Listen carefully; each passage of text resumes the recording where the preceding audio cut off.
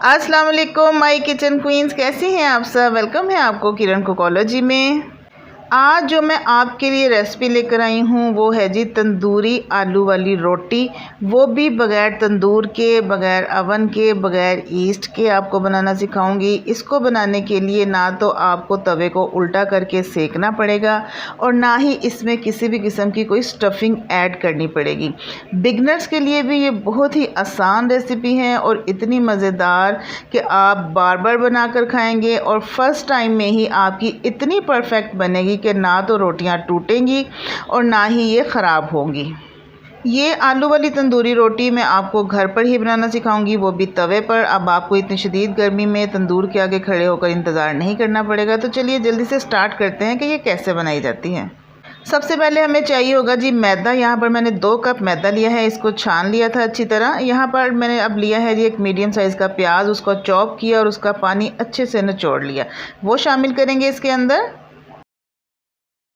और अब इसमें मैं शामिल करूंगी जी एक मीडियम साइज़ का टमाटर, इसके मैंने सीड्स निकाल लिए और इसको बारीक बारीक चॉप कर लिया। 3 हरी मिर्चें ली हैं, उसको भी बारीक बारीक काट लिया है मैंने, ये शामिल करेंगे।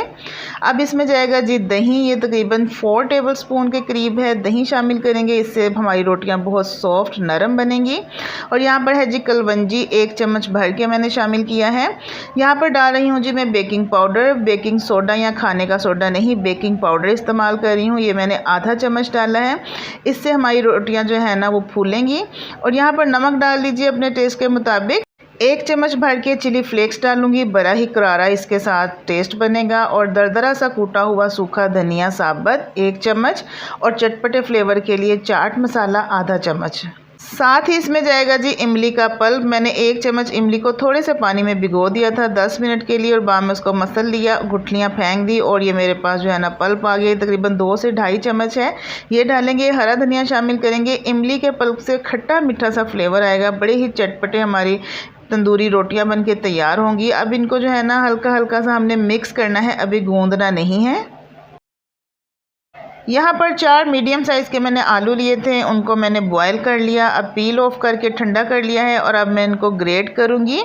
आप चाहें तो मैश करके भी डाल सकते हैं, लेकिन मेक श्योर कि उसमें कोई जो है ना चंक्स नहीं होना चाहिए।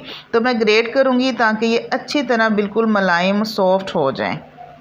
जब भी कभी मेरी किचन क्वींस का सालन बनाने को दिल ना चाहे या कभी समझ ना आ रही हो कि क्या बनाना है, तो झटपट से आलू वाली ये तंदूरी रोटियां बनाएं और एंजॉय करें। इसके साथ तो किसी सालन की भी ज़रूरत नहीं है जी। आलू ग्रेट करने के बाद हम इसको दोबारा से मैदे में अच्छे से मिक्स करेंगे। अभी गूंदना नहीं है, अभी हमने इसमें जो है ना घी शामिल करना है। ये मेरे पास है जी तकरीबन 4 टेबलस्पून के करीब घी है, ये हम इसमें शामिल करेंगे और इसके साथ इसको गूंदना स्टार्ट करेंगे। घी शामिल करने के बाद अगर हमें ज़रूरत पड़ेगी पानी की तो हम हल्का सा छींटा लगाकर पानी को जो है आटे को गूंद लेंगे। पानी हम इसलिए थोड़ा इस्तेमाल करेंगे क्योंकि वेजिटेबल्स ने भी अपना पानी रिलीज़ करना है। टमाटर, प्याज और जो इसमें चीज़ें आलू वगैरह ये भी अपना पानी छोड़ते हैं। तो बस जिस तरह से हम नॉर्मल घर में आटा गूंदते हैं उसी तरह से हमने अब पानी का हल्का सा छींटा लगाया है और अब हम इसको गूंद लेंगे नॉर्मल आटे की तरह, जिस तरह हम घर में आटा गूंदते हैं, रोटियां पकाते हैं। तो ये देखिए थोड़ा सा पानी, सिर्फ 2 से 3 टेबलस्पून इसमें पानी गया है और इसी से ही माशाल्लाह से हमारा डो जो है ना वो परफेक्ट हो गई है। इसके बाद हम इसमें मज़ीद पानी शामिल नहीं करेंगे और बिल्कुल नॉर्मल आटे की तरह इसको हम गूंद लेंगे। गूंदने के बाद इसके ऊपर फाइनली हम 1 से 2 चम्मच घी का और इस्तेमाल करेंगे ताकि ये हाथों के साथ चिपके नहीं और आसानी के साथ माशाल्लाह से हमारा ये डो जो है ना वो बन के तैयार हो जाए। ऑयल डालने से ये होता है कि स्टफिंग जो है ना वो हाथों पे नहीं चिपकती है। तो 1 चम्मच घी का मैंने डाल दिया है, 1 चम्मच मैं और डालूंगी और इसको अच्छी तरह से इसके ऊपर कोट करके एक फाइनली इसको मुक्की देंगे। तो बस ये हमारी डो जो है ना तैयार है। इसको सिर्फ रेस्ट देना है हमने 5 मिनट के लिए। आप देख सकते हैं कि ये कितनी सॉफ्ट है जी। तो यहाँ पे 5 मिनट का रेस्ट हो चुका है। ज़्यादा इसको रेस्ट नहीं देना क्योंकि गर्मी है, गर्मियों का सीज़न है, तो आटा बाहर पड़ा हुआ वैसे ही बहुत पतला हो जाता है। आप चाहें तो इसको फ्रिज में देकर भी रेस्ट आप इसको दे सकते हैं। फ्रिज में तो कोई मसला नहीं है, आप चाहें इसको आधे घंटे के लिए रख दें। अच्छा जी, अब हम इनके पेड़े बनाएंगे। आम रोटी से थोड़ा बड़ा हम इसका पेड़ा बनाएंगे क्योंकि ये जो है ना वो आलू वाली तंदूरी रोटियाँ हैं, इसको आलू वाला नान भी आप कह सकते हैं। तो हमने माशाल्लाह से इसके 5 पेड़े किए हैं, यानी 2 कप मैदे से हमारी 5 मज़ेदार सी रोटियां बनके तैयार होंगी।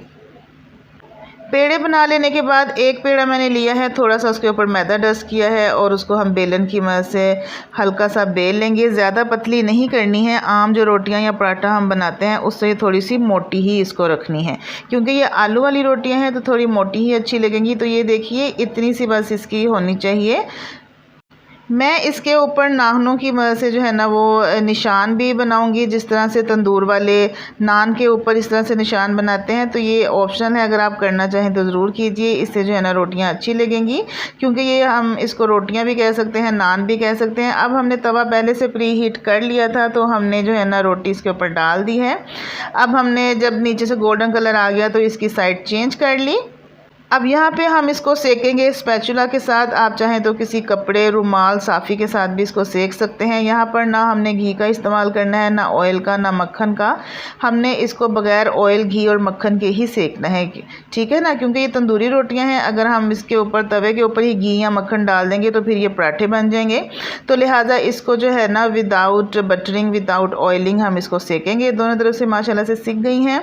तो इसी तरह से मैं एक एक करके सारी रोटियाँ अपनी बना लूँगी। देखा, इसके लिए हमें ना तवे को उल्टा करना पड़ा और ना ही किसी किस्म का ईस्ट हमने यूज़ किया। तो माशाल्लाह से सारी रोटियां हमारी बनके तैयार हो गई हैं। और अब यहाँ पर मैं इसके ऊपर अप्लाई करूँगी जी मेल्ट किया हुआ बटर।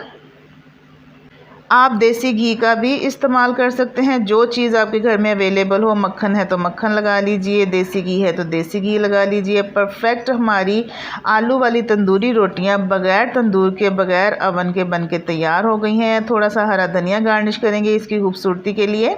और ये इतनी सॉफ्ट बनके तैयार हुई हैं, मैं आपको चेक करवाती हूँ। ये बिल्कुल भी नहीं टूटेंगी, ना इसमें क्रैक्स पड़े हैं, और माशाल्लाह से बहुत नरम और बहुत सॉफ्ट और बड़ी ही मज़ेदार बनके तैयार हुई हैं। इसके साथ आपको किसी भी के सालन की ज़रूरत नहीं है। चाहे दिल करे तो रायता, अचार और सलाद के साथ आप इनको खाइए, आपको बहुत मज़ा देंगी। एक दफ़ा ट्राई ज़रूर कीजिएगा। अब आपको तंदूर के सामने लंबी लाइन में खड़े होने का, इतनी शदीद गर्मी में इंतज़ार नहीं करना पड़ेगा कि कब रोटियां बने।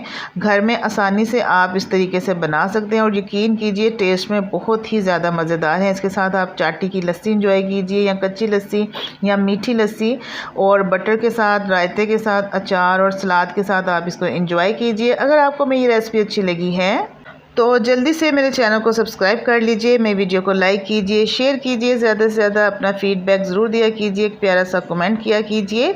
आप चाहें तो क्रिटिसाइज़ भी कर सकते हैं, वो मेरे लिए जो है ना बेहतरी है, इस्लाह है, मैं उसके ऊपर ज़रूर अमल करती हूँ। कोई भी क्रिटिसाइज़ करता है तो मैं उसको पॉजिटिव लेती हूँ। दुआओं में याद रखिएगा। मिलते हैं अपनी नेक्स्ट वीडियो में।